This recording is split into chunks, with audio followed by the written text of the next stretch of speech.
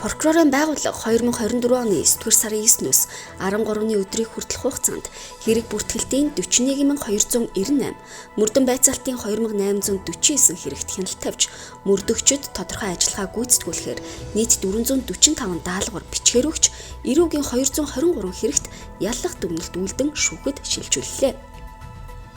Яллах дүгнэлт үйлдсэн хэргийг тодруулбал эрүүл мэндийн халдашгүй байдлын эсрэг 106, хөдөлгөөний аюулгүй байдал, тээврийн хэрэгслийн ашиглалтын журмын эсрэг 52, өмчлөх эрхийн эсрэг 50, хүний бэлгийн эрхчлөө халдашгүй байдлын эсрэг 7, хүрээлэн байгаа орчны эсрэг 4, хүний амьд явах эрхийн эсрэг 2, авилга албан тушаалын болон мансууруулах эм сэтгцэд нөлөөт бодисыг хууль бусаар ашиглах тус бүр нэг хэрэг байна.